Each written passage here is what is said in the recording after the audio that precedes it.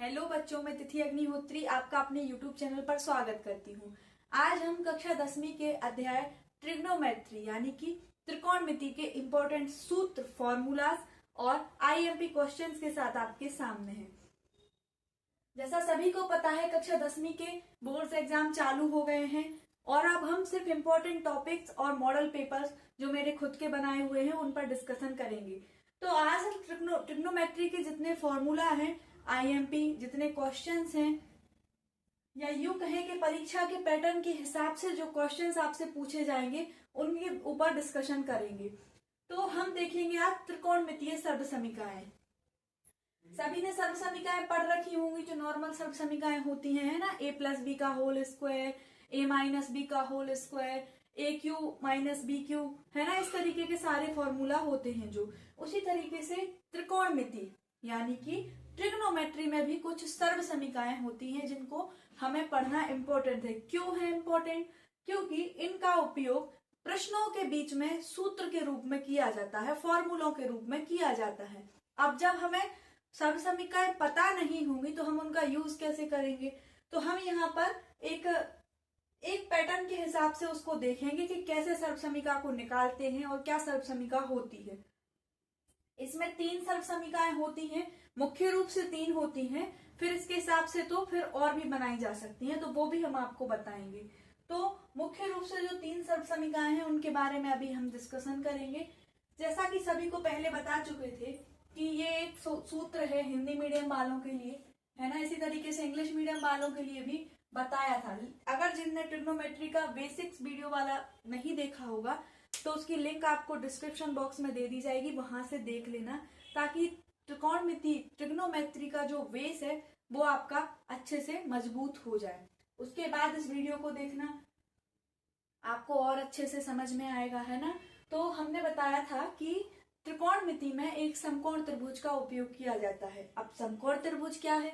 समकोण त्रिभुज क्या होता है? जिसका एक कोण 90 डिग्री का होता है। इसमें ये सूत्र बताए थे कि आपको ट्रिक रहे याद करने के लिए, साइन, कॉस, टेन, कोसेक, सेक, कॉट, इनको सूत्रों के रूप में कैसे लिखते हैं ये भी आपको बताया था। तो वो हमने यहाँ पे ट्रिक लिखी है और पाइथागोरस प्रमेय भी बताई थी। तो इन्हीं चीजों का उपयोग करके आज हम त्रिकोणमिति की सर्वसमीकाओं के बारे में समझेंगे। तो हमने क्या किया, सबसे पहले ए बी सी एक समकोण त्रिभुज लिया। क्या लिया बच्चों? ए बी सी एक समकोण त्रिभुज लिया। अब चूंकि हमें पता है कि पाइथागोरस प्रमेय क्या होती है पाइथागोरस प्रमेय? जब हमने पढ़ा था पिछले वीडियो में कि पाइथागोरस जी बैठे बैठे सोच रहे थे कि हमने एक समकोण त्रिभुज तो बना लिया, अपने नाम पर अब हम कोई प्रमेय भी बनाएंगे। तो वो उन्होंने कौन सी बनाई थी? कर्ण का वर्ग बराबर लंब का वर्ग प्लस आधार का वर्ग। कर्ण का वर्ग बराबर लंब का वर्ग प्लस आधार का वर्ग। इंग्लिश मीडियम वालों के लिए क्या था, वो अपने हिसाब से यहाँ फॉर्मूला लिखेंगे, ठीक है। पिछली वीडियो में अच्छे से समझाया था, डिटेल वीडियो था वो, उसको देखना, समझना और मेरे साथ रिवाइज करते जाना, ठीक है। तो यहाँ पे क्या है, कर्ण क्या है हमारा? जो सबसे बड़ी भुजा है 90 डिग्री यानी समकोण के सामने वाली भुजा को हम क्या कहते हैं? कर्ण कहते हैं। तो क्या है? AC है। इसका वर्ग बराबर क्या होगा? लंब का वर्ग प्लस बेस का वर्ग, जो बेस लिखा हुआ है यहाँ पे क्या है?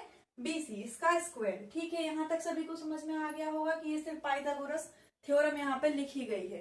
अब हम क्या करेंगे, एक एक करके एक एक सर्वसमीका के लिए इसमें जितनी चीजें हैं, कर्ण, लंब और आधार, कौन कौन सी चीजें होती हैं एक समकोण त्रिभुज में?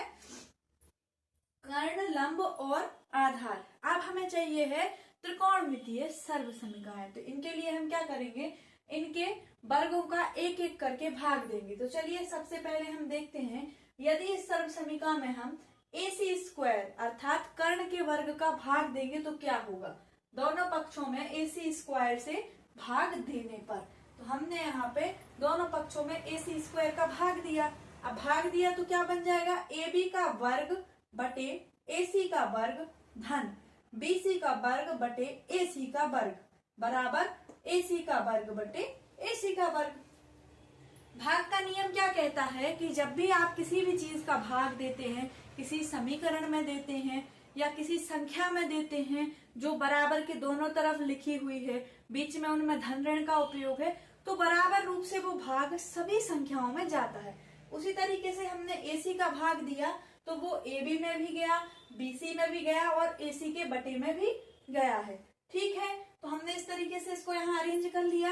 अब AC का वर्ग कैंसिल होगा तो क्या बनेगा, 1 बनेगा, है ना।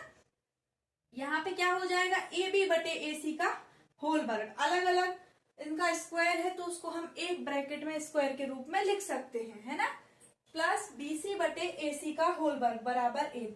अब हमने ये देखी थी लाल बटे कक्का, है ना, sine cos tan cosec sec cot, इनका उल्टा, ये अपन ने पढ़ा था। तो हम देखेंगे कि इनमें से ये किस चीज के फॉर्मूला मिल रहे हैं हमें, उनका वैल्यू बस रखेंगे और हमारी कहानी इधर से इसकी सर्व समीकरण की फिनिश हो जाएगी। ठीक है, तो AB बटे AC मतलब क्या हुआ, AB मतलब हमारा लंब बटे AC यानी कि कर्ण। आप सोचो लंब बटे कर्ण किस में होता है, तो हमने पढ़ा था लाल बटे कक्का, यानी कि पहले ही आता है साइन लंब बटा कर्ण, ये आ गया। तो हमने क्या लिख दिया, साइन A का वर्ग। BC बटा AC, BC मतलब आधार बटा कर्ण, तो आधार बटा कर्ण यानी कि कॉस A का वर्ग बराबर 1। अब ये वर्ग अपन ब्रेक कर देंगे, है ना, स्क्वायर को ब्रेक करेंगे तो क्या हो जाएगा, sine square A plus cos square A बराबर 1। ये हमारी सर्व समीकरण नंबर 1 हो गई। इसी तरीके से हम जब पहले AC का भाग दिया, फिर एक बार AB का भाग देंगे और फॉर्मूलों को यहाँ से रखेंगे, तो क्या बन जाएगी दूसरी, 1 प्लस टेन स्क्वायर A बराबर सेक स्क्वायर A। जब BC का भाग देंगे दोनों पक्षों में तो बन जाएगी कॉट स्क्वायर A प्लस 1 बराबर कॉसेक स्क्वायर A। ये सभी को अच्छे से समझ में आया होगा। आप इसको एक बार और समझें और इनको आप लोग खुद करेंगे, इनको आप खुद से सॉल्व करेंगे ताकि आपसे भी ये चीजें बनने लगे। हो सकता है 2 नंबर के क्वेश्चन में आपसे ये पूछ लिया जाए कि कोई भी सर्व समीकरण सिद्ध करके दिखाइए, है ना। तो आपका ये कंफर्म है कि एक तो आपको 3 से 4 नंबर की ऑब्जेक्टिव के रूप में ट्रिग्नोमेट्री मिलेगी और एक 2 नंबर का क्वेश्चन भी मिलेगा। ये कम से कम बता रहे हैं, इसके ऊपर भी जा सकता है ना। तो हमें हर चीज को क्लियर करना जरूरी है। तो मान लो कि 2 नंबर में आपको यही दे दिया कि सिद्ध करिए sine square A plus cos square A बराबर 1, तो कैसे करेंगे हम, सबसे पहले हम एक समकोण त्रिभुज लेंगे, उसमें ABC मानेंगे और क्या करेंगे, B के सामने वाली भुजा मतलब जो समकोण आपने लिया है, जो कोण आपने समकोण यानी 90 अंश का लिया है, उसके सामने वाली भुजा हमारी कर्ण होती है। चूंकि पाइथागोरस प्रमेय क्या होती है, कर्ण का वर्ग बराबर लंब का वर्ग प्लस आधार का वर्ग। आप पाइथागोरस प्रमेय लिखेंगे। इसके बाद क्या करेंगे, एक बार अगर आपको ये वाली सर्व समीकरण सिद्ध करनी है तो दोनों पक्षों में कर्ण का भाग देंगे, ठीक है, मतलब AC स्क्वायर का भाग देंगे। भाग दिया, फिर क्या हुआ, फिर अपन ने जो मान सीखे थे, सूत्र सीखे थे, sine cos tan cosec sec cot, है ना, तो वो जो भी फॉर्मूला उसमें फिट हो रहा होगा उसकी वैल्यू रखेंगे। ठीक है, क्यों रखेंगे, क्योंकि यदि मान लो 1 रुपए की 4 चॉकलेट आपके यहाँ आती है ना, पहले आती थी अब तो नहीं आती है, तो मम्मी ने 1 रुपया दिया तो आप हिसाब लगा लेते हो कि हाँ 4 चॉकलेट आ जाएंगी, हम 4 भाई है, एक बांट लेंगे। अब जो 5 रुपए की चॉकलेट आती है कितनी आती है, 1 आती है। मम्मी ने आपको 20 रुपए दिए तो आपने लगाया कि 20 रुपए में कितनी आएंगी, 4 आएंगी, हम लोग एक एक ले लेंगे। उसी प्रकार से ये दोनों चीजें बराबर है ना, 20 4 चॉकलेट के बराबर है, 5 1 चॉकलेट के बराबर है। उसी तरीके से साइन का मान काय के बराबर हो जाएगा, लंब बटे कर्ण के बराबर है। तो चाहे आप साइन ए लिखें चाहे आप लंब बटे कर्ण लिखें, बात बराबर होती है ना। तो हम क्या करेंगे, मान रख देंगे यहाँ पे सिर्फ सूत्र के हिसाब से बस, और हमारा समीकरण बन जाएगा। उसी तरीके से फिर AB का भाग दे के देखेंगे, आप लोग खुद देंगे ये भाग, है ना, ताकि आपको अच्छे से और क्लियर हो जाए। तो 1 प्लस टेन स्क्वायर A बराबर सेक स्क्वायर A, एक सर्व समीकरण हमें ये मिल गई। फिर BC का भाग दिया तो कौन सी सर्व समीकरण मिल गई, तीसरे नंबर की मिल गई। अब इन्हीं को आप ट्रांसफर करके पक्षांतर करके और भी सर्व समीकरण बना जा सकते हैं, जैसे कि साइन स्क्वायर A को यहीं छोड़ दें, कॉस स्क्वायर A को बराबर के दूसरी तरफ ले जाए, तो क्या हो जाएगा, साइन स्क्वायर A बराबर 1 माइनस कॉस स्क्वायर A। फिर कॉस स्क्वायर को छोड़ेंगे, अगर साइन को ले जाएंगे तो क्या होगा, कॉस स्क्वायर A बराबर 1 माइनस साइन स्क्वायर A। इसी प्रकार से यहाँ पे टेन को यहीं पे छोड़ दें तो क्या बनेगा टेन के रूप में, टेन स्क्वायर ए बराबर सेक स्क्वायर ए -1, और कॉट को ले जाएंगे, कॉट को छोड़ेंगे, 1 को ले जाएंगे तो कॉट स्क्वायर ए बराबर कॉसेक स्क्वायर ए -1। इस तरीके से हमारी ये सर्व समीकरणाएं होती हैं। ठीक है बच्चों, उम्मीद करती हूँ ये सभी को अच्छे से समझ में आ गई हैं। चलिए अब आगे बढ़ते हैं। चलिए बच्चों, अब तक उम्मीद करती हूँ कि जितनी भी चीजें आपको बताई गई हैं भली भांति आपको समझ में आ गई होंगी। अब हम आगे बढ़ते हैं एक चीज पर जो बहुत ही महत्वपूर्ण है, जिसमें अपन कहते हैं ना कि मान कि कौन से डिग्री पर या कौन से एंगल पर किस वैल्यू का क्या मान होगा। तो उसका ये चार्ट आपके सामने है, तो मैं इसको समझाने की कोशिश करती हूँ बहुत ही आसान तरीके से आपको, ताकि अच्छे से समझ में आ जाए।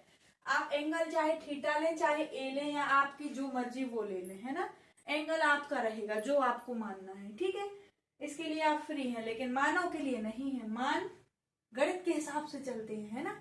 आप एंगल अपने हिसाब से डिसाइड कीजिए, मान गणित के हिसाब से डिसाइड कीजिए। आप सिर्फ और सिर्फ एक लाइन को याद करेंगे, जैसा जिस तरीके से मैं बता रही हूं। आप इसको एक लाइन को याद करेंगे सिर्फ, और आपका चार्ट ऑटोमेटिकली कंप्लीट हो जाएगा। मतलब सारे वैल्यूज ऑटोमेटिकली आपको याद हो जाएंगे, भली भांति समझ में आ जाएंगे। ठीक है बच्चों, तो आपके में सिर्फ 90 डिग्री तक के मानों का उपयोग है। आगे चल के आपको और मान बढ़ जाएंगे 180 और 360 डिग्री तक, लेकिन अभी फिलहाल आपके सिलेबस में सिर्फ 90 डिग्री तक के मान दिए गए हैं। तो इनको कैसे याद करें बच्चों, याद रखना ये बहुत महत्वपूर्ण चार्ट है। क्यों है? क्योंकि इसमें से प्रश्न सीधे बनते हैं। सीधे कैसे बनेंगे? आपको एक प्रश्न मान लो 2 नंबर में दे दिया गया कि साइन 60 धन कॉस 30 बराबर क्या होगा। ये 2 नंबर में इस तरीके का प्रश्न, ये पिछले परीक्षाओं में आए हुए प्रश्न है। इसके लिए मैं आपको बोल रही हूँ कि इस चार्ट को बिल्कुल बना लेना, अच्छे से समझना, दिमाग के पूरे द्वार खोल के, है ना, ताकि आपको अच्छे से समझ में आए, दिक्कत ना हो, और परीक्षा में आपके ये नंबर पक्के हो जाएं, जिससे कि हम अपना टारगेट 100 आउट ऑफ 100 बिल्कुल क्रैक कर पाए, है ना। इसके साथ ही इसको समझने के बाद कल या परसों में आपको मैं खुद के बनाए हुए सैंपल पेपर्स, है ना, जो पिछले कक्षाओं में पिछली परीक्षाओं में पिछले सालों में बिल्कुल महत्वपूर्ण है, बार बार रिपीट हुए हैं और आने की संभावना पूर्ण रूप से रहेगी, उनको हल करने की कोशिश करेंगे। ठीक है बच्चों, तो यहाँ पे लिखा है कौन कौन से 6 हमारे त्रिकोणमितीय अनुपात अपन ने देखे थे। Sine, cos, tan, cosec, sec, cot. 0, 30, 45, 60, 90। कौन कौन सी वैल्यूज हैं? 0, 30, 45, 60, 90। पहले आप नाम याद कीजिए कौन कौन से हैं। Sign, cos, tan, cosec, sec, cot. कौन कौन से? साइन, कॉस, टेन, कॉसेक, सेक और कॉट। और इनकी सूत्रों की विधि क्या है? साइन जो होता है वो साइन का उल्टा क्या होता है? क्या होता है उल्टा इनमें से? कॉसेक। साइन का उल्टा कॉसेक, कॉस का उल्टा सेक, टेन का उल्टा कॉट। इतनी चीजें आपको समझ में आ गई। अब कोणों पे आते हैं। कोण कौन कौन से हैं? 0, 30, 45, 60, 90। 0, 30, 45, 60, 90। कौन कौन से? 0, 30, 45, 60, 90। अब इनको पढ़ने का तरीका क्या है? जैसे आपसे पूछा जाए साइन 0 डिग्री, साइन 0 डिग्री का मान क्या है, तो अपन देखेंगे साइन ये है, 0 ये है, मान क्या है? 0। साइन 0 डिग्री का मान 0। फिर पूछा जाए साइन 30 डिग्री का मान क्या है बच्चों, तो क्या है? 1/2। क्या है बच्चों? 1/2। फिर से रिपीट करिए, साइन 0 डिग्री का मान 0, साइन 30 का मान 1/2।